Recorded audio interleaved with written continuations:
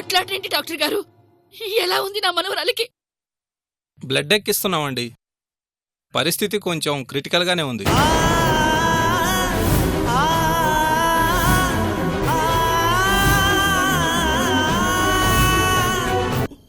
రాజశేఖర్, తప్పుకో. నా పెద్ద మనవరాలి కోసం ప్రాణాలిస్తాన్రా. 100 ప్రదక్షిణాలు చేయలేనా? తప్పుకో. అమ్మా,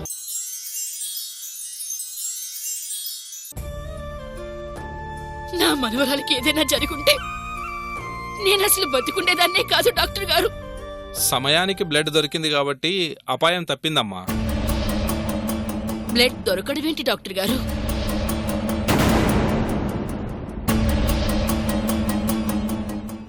నా కొడుకు కోడలేగా ఇచ్చింది.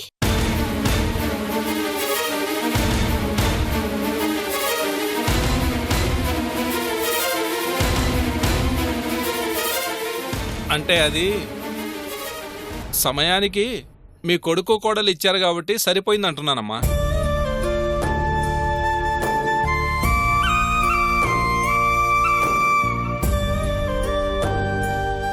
నా మనవరాల్ని కన్న తల్లిదండ్రులు వాళ్ళు. వాళ్ళ బ్లడ్ సరిపోకుండా ఎలా ఉంటుందండి? అదేనమ్మా, సమయానికి అందుబాటులో ఉంటున్నారు కదా అని అంటున్నారు డాక్టర్ గారు. సరే సరే, నా బంగారానికి పెద్ద ప్రమాదం తప్పింది కాబట్టి ఊళ్ళల్లో ఉన్న అన్ని గుళ్ళల్లో పూజలు జరిపించాలి, మొక్కులు తీర్చుకోవాలి, అన్నదానాలు జరిపించాలిరా.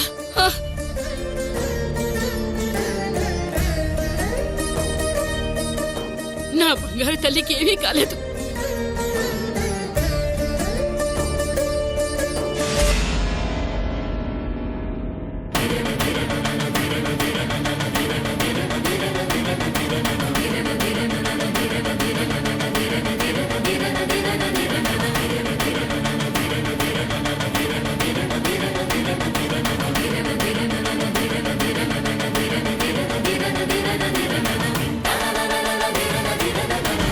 నానమ్మా,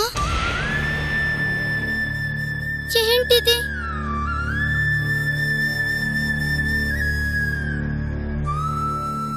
ఈ గాయమేంటి? ఏమైంది నానమ్మా?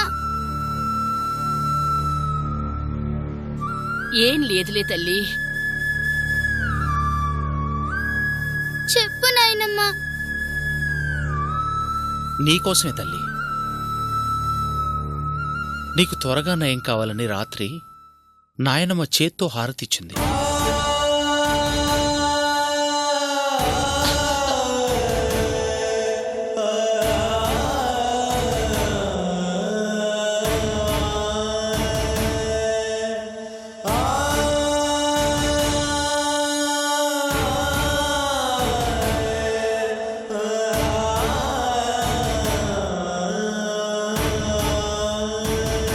నానమ్మా,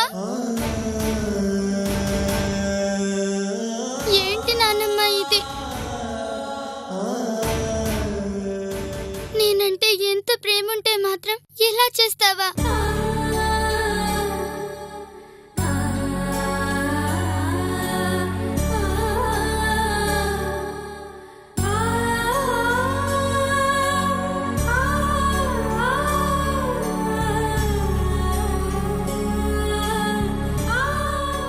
చూడు, చెయ్యి ఎలా కాలిపోయిందో. ఇలా దేవుడికి మొక్కుకున్నాను కాబట్టేనమ్మా నీకేమీ కాకుండా గండం గడిచింది. ఏంటి నానమ్మ ఇది? ఇలా చేస్తావా? నీకు ప్రమాదం తప్పింది అన్న ఆనందం ముందు ఈ గాయం నన్నేం చేస్తుందమ్మా? నాకేమీ కాలేదు. అమ్మా, ముందు ఆ గాయానికి మీరు ఫస్ట్ ఎయిడ్ చేయించుకోండి, లేదంటే సెప్టిక్ అవుతుంది.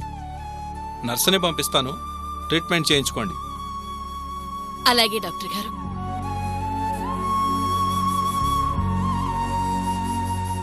నానమ్మ, ఇంకోసారి ఇలా చేయకు. నాకేడుపు వస్తుంది. సరే, నా బంగారమే, నా చిట్టి తల్లి, నీకేమీ కాలేదు.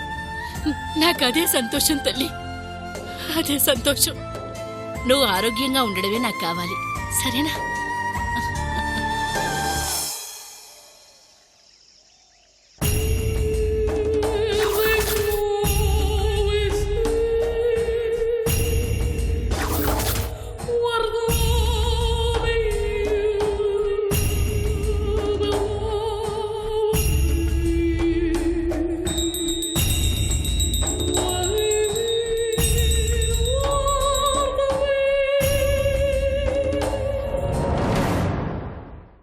అత్తయ్య, హారతి తీసుకోండి.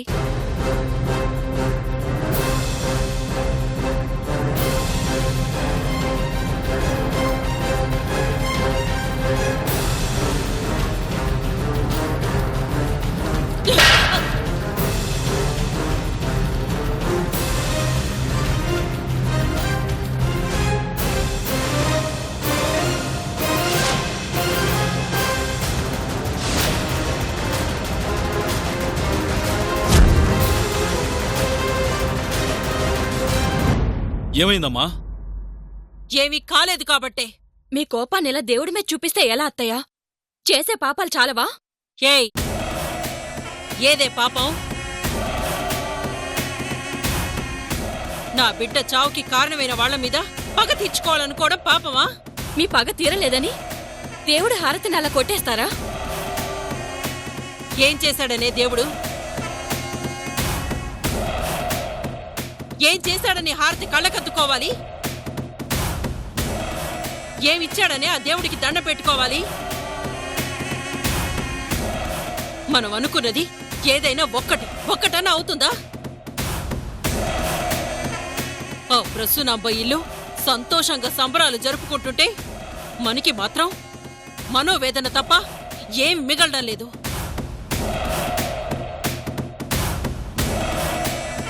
మనకేమీ చేయని ఆ దేవుడు మనకెందుకు? తీసిపడే ఆ పటాల్ని. ఏంటమ్మా నువ్వు? అన్ని రోజులు వాళ్ళవి కావు. మనకి మంచి రోజు వస్తుంది. ఎప్పుడొస్తుంది? మనం పోయాకనా? దాన్ని ఏమీ చేయలేకపోతున్నానన్న బాధతో నిద్ర పట్టడం లేదు, తిండి తినాలనిపించడం లేదు. ఒకరి నాశనం కోరుకుంటే అలాగే ఉంటుంది. దేవుడు 10 మందికి మేలు చేయమంటే సంతోషంగా తదాస్తు అంటాడు. కాని ఇలా పసివాళ్ల ప్రాణాలు కూడా తీయాలనుకుంటే ఎందుకు కరుణిస్తాడు? నువ్వు నోరు ముయ్యవే. వాళ్ళ చావుకి ఏ దేవుడు సహాయం చేయాల్సిన అవసరం లేదు. చంపడానికి చేతిలో కత్తుంటే చాలు. అవతల వాళ్ళ ఆయుష్ తీరకపోతే చేతిలో కత్తులు బాంబులు ఉన్నా ఏమీ చేయలేవు. ముందు దీన్ని నరికేరా, దరిద్రం వదిలిపోతుంది. గ్రాండ్ మా, మమ్మీనేమైనా అంటే నేను ఒప్పుకోను. నువ్వేంట్రా ఒప్పుకునేది? అసలు నీకెందుకు గ్రాండ్ మా అంత కోపం? ఇఫ్ యు గెట్ యాంగ్రీ, ఏంటి అలా చూస్తున్నావు? ఇంగ్లీష్ రాదా? నువ్వు ఇలాగే కోపడితే బీపీ వస్తుంది, షుగర్ వస్తుంది, నర్వస్ పాడైపోయి పారాలసిస్ కూడా వస్తుంది. రేయ్, నిన్ను! గ్రాండ్ మా, కిడ్స్ ఆర్ గాడ్ అంటారు కదా. I'm a God. So God ని కొట్టకూడదు. కొట్టావా కళ్ళు పోతాయి. ఏయ్, ముందు వాణ్ణి లోపలికి తీసుకుపోవే.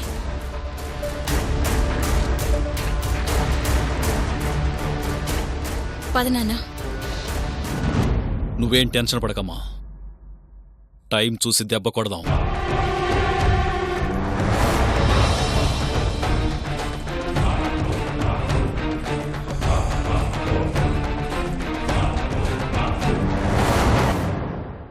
మీ అమ్మగారి పరిస్థితి మీకేమైనా అర్థమవుతుందా? ఆ పాప మీ పాప కాదు, కానీ మీ అమ్మగారు ఆ పాప మీ పాపే అనుకొని విపరీతంగా ప్రేమ పెంచుకున్నారు. ఆవిడికి నిజం తెలిస్తే పరిస్థితి ఏంటి? ఈ నిజం తెలిస్తే ఏమవుతుందో నేను ఊహించుకోగలను. కానీ ఈ నిజాన్ని బయటికి చెప్పి ఆ బిడ్డను అనాథం కానివ్వను. అలా అని అబద్ధాన్ని ఎన్ని రోజులు నిజమని నమ్మించగలరు? నా కంఠంలో ప్రాణం ఉండగా ఈ నిజాన్ని మాత్రం ఎప్పటికీ బయటికి చెప్పను. పాపకి మీ అమ్మకి ఎమోషనల్గా అటాచ్మెంట్ బాగా ఏర్పడింది. పాపకు ప్రమాదం అనగానే అంత ఎమోషన్ అయ్యి గుళ్ళో ఆ విధంగా చేశారు అంటే రేపు నిజం తెలిస్తే మీ అమ్మగారి పరిస్థితి ఊహించుకోండి.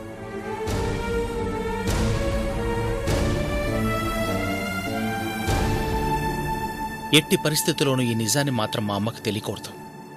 మీరు కూడా ఎవరికీ తెలియనివద్దు. ప్లీజ్ నాకు సహకరించండి డాక్టర్.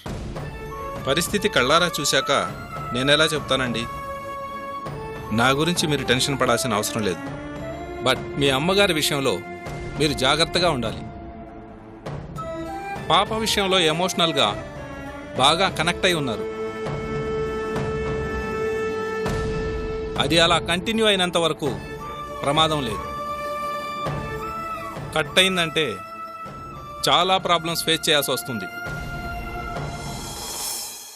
Be careful.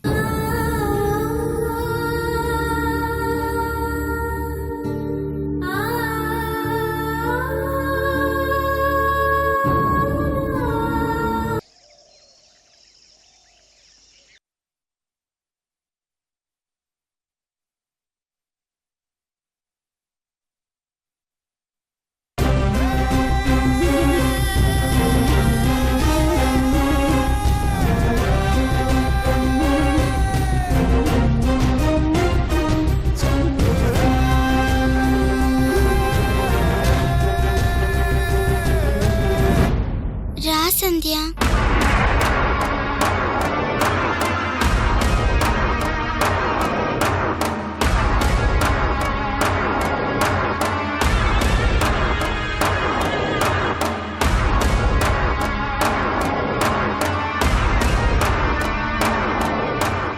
ఏంటలా చూస్తున్నావు? రా.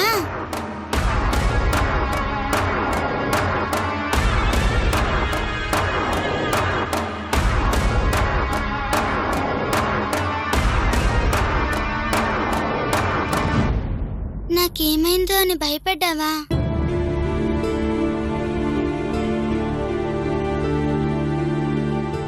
నాకేం జరిగినా పర్వాలేదులే. నీకేం జరగలేదుగా, అది చాలు. సమయానికి నేను చూశాను కాబట్టి నీకు పెద్ద ప్రమాదం తప్పింది. లేదంటే చిన్నదానివి కదా, నీకేం జరిగేదో. నా ప్రాణాలకి ప్రమాదం తప్పింది కానీ నీ ప్రాణాలకేం కాలేదుగా.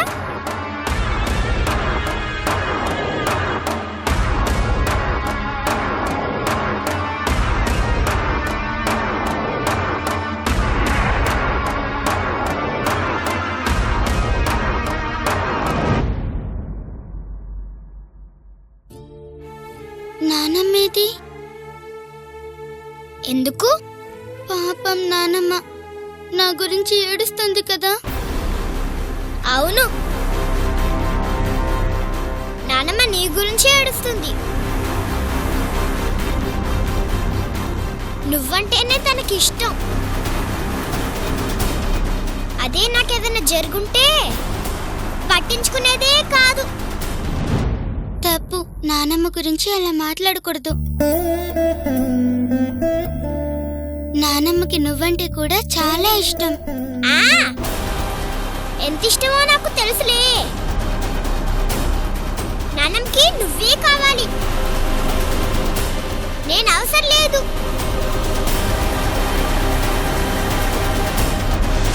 సంధ్య, సంధ్య.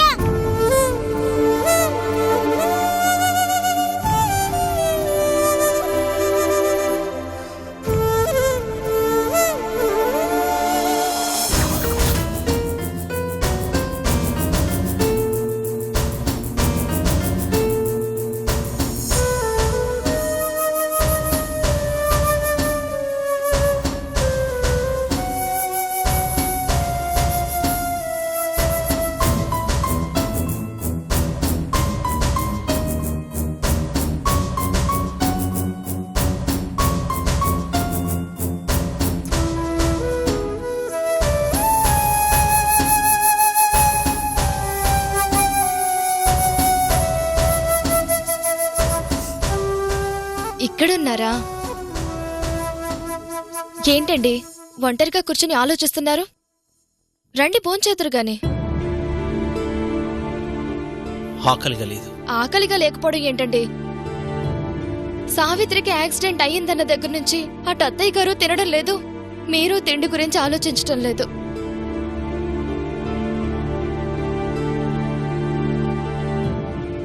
అమ్మ తిండి తినకపోవటానికి కారణం సావిత్రి, నేను తిండి తినకపోవటానికి కారణం అమ్మ. అత్తయ్య గారా? అత్తయ్య గారు ఏం చేశారండి? సావిత్రి మీద అమ్మ పెంచుకుంటున్న అభిమానం చూస్తుంటే చివరికి ఏం జరుగుతుందో అని భయంగా ఉంది మాధురి. అభిమానించకపోతే భయపడాలి కానీ అభిమానిస్తే భయం ఎందుకండి? అది నా భయమే కాదు, డాక్టర్ గారు కూడా అదే అంటున్నారు.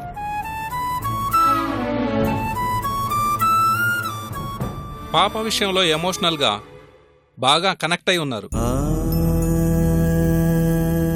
అది అలా కంటిన్యూ అయినంత వరకు ప్రమాదం లేదు. కట్ అయిందంటే చాలా ప్రాబ్లమ్స్ ఫేస్ చేయాల్సి వస్తుంది.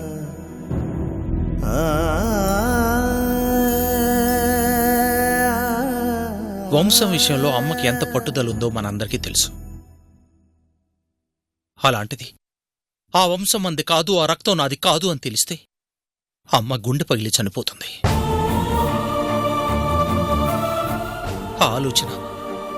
ఆ ఆలోచనే నాకు మనశ్శాంతి లేకుండా చేస్తుంది. అటు మీ అమ్మగారి గురించే కాదండి, ఇటు సావిత్రి గురించి కూడా ఆలోచించాలి. సావిత్రి గురించి ఆలోచించడానికి ఆ రోజు కారు బాంబు నుంచి మీ ప్రాణాలు కాపాడింది అని, ఆ పసిదాన్ని అనాథని చేయకూడదు అని తీసుకొచ్చి మన బిడ్డ పక్కన పడుకోబెట్టి కవలలు పుట్టారు అని అత్తయ్య గారిని నమ్మించారు. నిజం తెలిసినా నా దగ్గర ఎవరికీ చెప్పకూడదని ప్రమాణం చేయించుకున్నారు. అందుకే సావిత్రి మన బిడ్డగానే పెరుగుతుంది, పెంచుకుంటున్నాం. ఇప్పుడు అత్తయ్య గారికి తెలిస్తే ఎంత ప్రమాదమో, సావిత్రికి నిజం తెలిసినా అంతే ప్రమాదం. ఈ విషయం తెలిస్తే ఆ పసి మనసుకి ఈ అమ్మ నాన్న నానమ్మ, చివరికి ఈ ఇల్లు తనది కాదు అని తెలిస్తే అత్తయ్య గారు ఎంత బాధపడతారో అంతకన్నా ఎక్కువే బాధపడుతుంది. నిజమే మాధురి, రేపు వాళ్ళు బాధపడేది నిజం తెలియటం వల్ల కాదు, వాళ్ళు పెంచుకున్న అభిమానం వల్ల. అందుకే ఆ అభిమానం పెరగకుండా చెయ్యాలి అంటే వాళ్ళిద్దరిని దూరం చెయ్యాలి.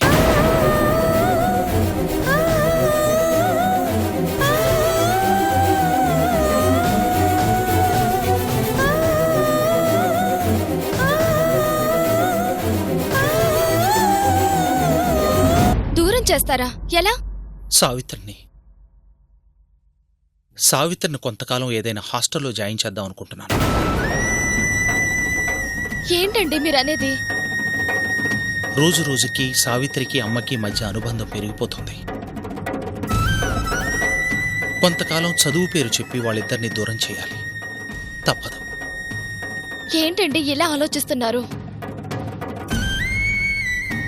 అలా చేయటం వల్ల అత్తయ్య గారేమో ముందు మనం తట్టుకోగలవా?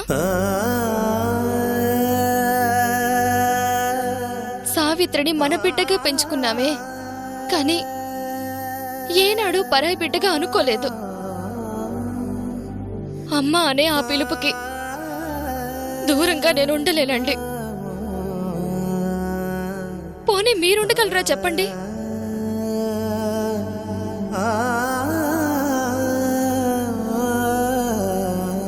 ఆ దేవుడు సావిత్రిని మన బిడ్డగా పెరగాలని రాసిపెట్టాడు కాబట్టే సావిత్రి మనింటికి చేరింది. ఏం జరిగితే అది జరుగుతుంది.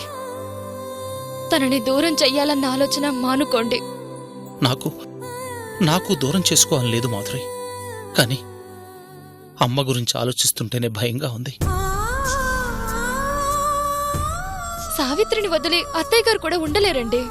మాధురి, ఈ దూరం తాత్కాలికమే. చూడు, ఎంతమంది తల్లిదండ్రులు తమ పిల్లల్ని హాస్టల్లో జాయిన్ చేసి దూరంగా ఉండలేదు? కొన్ని జరగాలి అంటే కొన్ని భరించక తప్పదు. వద్దండి. సావిత్రి దూరం అయ్యే ఆలోచనే నేను భరించలేను. నాకు సంధ్య ఒకటి, సావిత్రి ఒకటి కాదండి. ఇద్దరూ నాకు సమానమే. ఇద్దరూ నా బిడ్డలే. మాధురి, తల్లిది ప్రేమ, తండ్రిది బాధ్యత. నువ్వు వాళ్ళ దూరం అవడం గురించి ఆలోచిస్తున్నావు, నేను వాళ్ళ క్షేమం గురించి ఆలోచిస్తున్నాను. వాళ్ళిద్దరి మధ్య పెరుగుతున్న అభిమానం ఏదో ఒకరోజు ప్రమాదంగా మారుతుందని తెలిసి కాముగా ఉండటం మంచిది కాదు. అందుకే చదువు పేరు చెప్పి వాళ్ళిద్దరినీ దూరం చేద్దాం అనుకుంటున్నాను. అది వాళ్ళకే కాదు, అందరికీ మంచిది. మనసు రాయి చేసుకునే నిర్ణయం తీసుకున్నాను. ప్లీజ్ మాధురి, ప్లీజ్ కోఆపరేట్ మీ.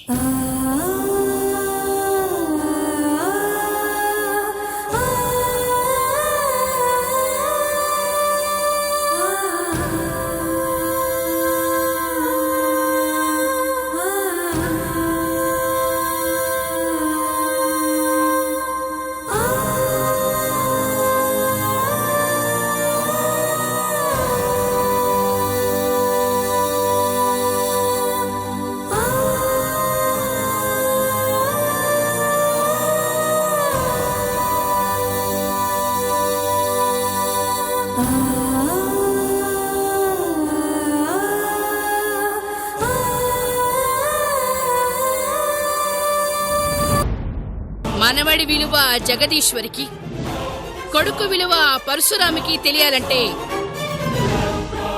ఆ జగదీశ్వరి మనవణ్ణి ఎత్తుకొచ్చేయండ్రా.